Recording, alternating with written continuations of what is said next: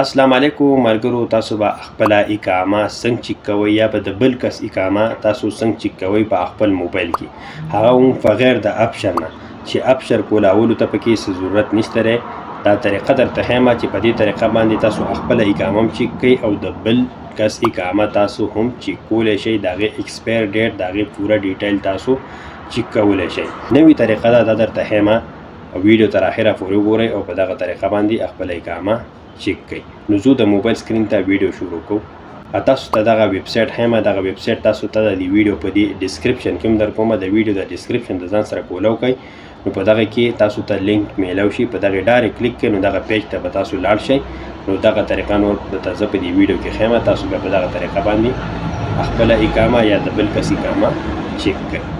ها موږ رالو د موبایل سکرین ته او اوس په دغه طریقه تاسو ښایو چې تاسو خپل اقامه او یا د بل کس اقامه تاسو به څنګه چک کوئ، د هغې ډیټ ایکسپایر به څنګه ګورئ بغیر د اپشن نه. د ټولو نه مخکې به ستاسو موبایل کې ګوګل یا تاسو بل براوزر باندې هم کولی شئ. تاسو به په ګوګل باندې کلیک کړئ، نو ستاسو ګوګل به ستاسو سره داسې کولو شي. تاسو په دې سرچ کې بره ټیپ کړئ MOL. تاسو چې MOL ولیکو، تاسو به په دې باندې کلیک کړئ، سرچ پې کړئ.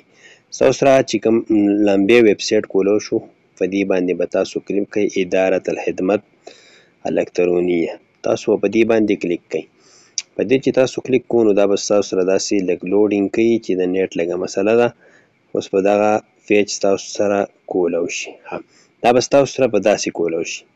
اوس دا په عربی کې دی، نو دلته کته تاسو ته ښکارېږي. تاسو دا په انګلیش کولی هم شئ او په عربی کولی هم شئ. که تاسو عربي غواړئ په عربي به کلیک کړئ، که تاسو انګلیش غواړئ په انګلیش به کلیک کړئ. زه دا په انګلیش کومه، ما په انګلیش باندې کلیک کوو. دا زما سره په انګلیش کو شو. ټیک شو. داسې کته به تاسو راشئ. دلته به تاسو ته دې سایټ کې به تاسو ته نیو یوزر ښیي، په دې به کلیک کړئ. په دې چې تاسو کلیک کړئ، نو ستاسو سره بل پیج کولاویږي. اوس به ستاسو سره په دې کې بل پیج کولو شي. داسې بل پیج چې ستاسو کولو شو، نو دلته تاسو ته ښکارېږي د ټیک دا نشان دی. نو تاسو به د دې ټیک په دې نشان باندې کلیک کړئ او کته په دې شین یو اپشن باندې به کلیک کړئ.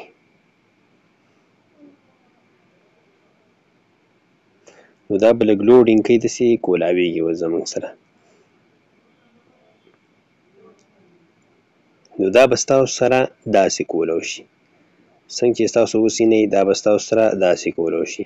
تاسو په دې لمبې کې د خپل اقامې نمبر ولیکئ او په دې کتې کې به ډیټ اف برث ولیکئ. تاسو تاریخ پیدایش به تاسو په دې کې ولیکئ او په دې کته اخري کې به تاسو دا کوډ چې دی دا په دې کې ولیکئ. نو اوس ما په دې لمبې کې د اقامې نمبر ولیکو او په دې دویم کې مې تاریخ پیدایش ولیکو او په دې دریم کې به تاسو کته تاسو ته د لپاسه کوډ ښکارېږي، نو تاسو به دا په دې کې ولیکئ. داسې چې څه و هغه به ټیک ولیکئ، چې غلط ونه لیکئ. او بیا به په دې کته اپشن باندې کلیک کړئ، د نیکسټ. په دې چې تاسو کلیک کو، نو ستاسو سره به اوس دا لږ لوډینګ کوي. دا به اوس کولو شي. دا اوس زموږ سره کولاویږي، لکه د نیټ مسله ده، د دې وجې دی لږ سلو کولاویږي. دا اوس تاسو سره بل پیج کولو شو. دې کې به تاسو موبایل ته کم نمبر چې تاسو په اقامه دی هغې ته کوډ راځي، نو هغه کوډ به تاسو په دې کې ولیکئ. نو زه دغه کوډ اوس په دې کې لیکمه. دا کوډ ما اوس دلته ولیکو. اقامه کم نمبر نو هغې ته به کوډ راځي، هغه کوډ به تاسو په دې کې ولیکئ. دلته به بیا په دې کته اپشن باندې تاسو کلیک کړئ. په دې چې تاسو کلیک کوو، نو اوس به ستاسو سره ستاسو د اقامې مکمل ریزلټ چې دی دا به دلته راواخلي. ستاسو د اقامې مکمل تفصیلات یې دلته راواغسته. په دې کته کې دا د اقامې ایکسپایر ډیټ چې کوم دی هغه تاسو ته ښیي. کارت چې دی ستاسو د اقامې راواغست.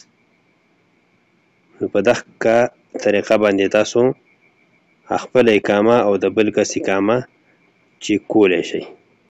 نو ډېر اسانه طریقه ده. تاسو چې د چا اقامه هم چک کوئ، نو په دغه طریقه باندې چک کوئ او په دې باندې تاسو ته مکمل ریزلټ راغلي.